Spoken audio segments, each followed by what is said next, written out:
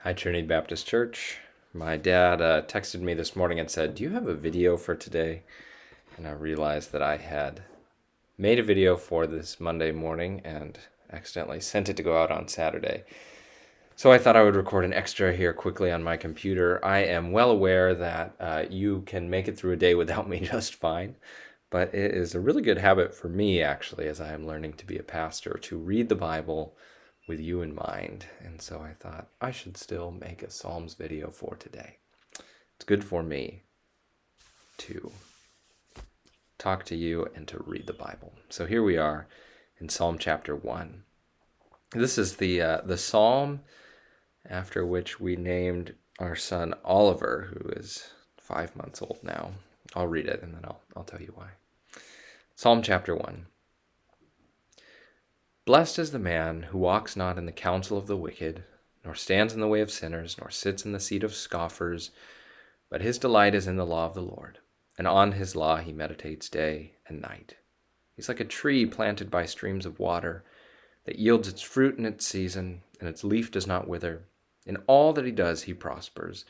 The wicked are not so, but are like chaff that the wind drives away. Therefore the wicked will not stand in the judgment, nor sinners in the congregation of the righteous. For the Lord knows the way of the righteous, but the way of the wicked will perish. Oliver's name, Oliver, means olive tree. And I had Psalm 1 in mind as we were talking about his potential name, because this tree in verse 3, it doesn't say olive tree, but I mean in ancient Israel, a tree that is bearing its fruit may often well be an olive tree.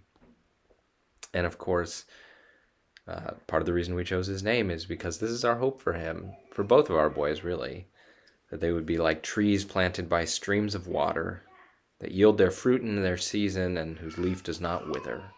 In all that they do, that they would prosper. This is the first psalm, and it's not phrased like a prayer. It's not something we say to God. God already knows this. It's more God speaking to us. But I think the reason it starts the book of Psalms, or one of the reasons it starts the book of Psalms, is to say this is what this book is going to be about. It's going to be full of these kind of prayers, because there's two ways your life could go. You could be like this tree planted by streams of water that does not wither and bears its fruit.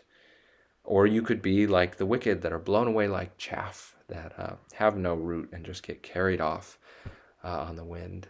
And part of the promise of the Psalms is that if we pray these prayers, that is the way that we are planted by streams of water. As we pray these prayers that God has given us to pray, these are the prayers that teach us about him and teach us how to be rooted in him and to not wither when the heat comes or the wind blows or the frost settles in, and instead to yield fruit in our season. And that's part of why we pray the Psalms, that we would be like trees planted by streams of water that yield their fruit in their season, that their leaf does not wither.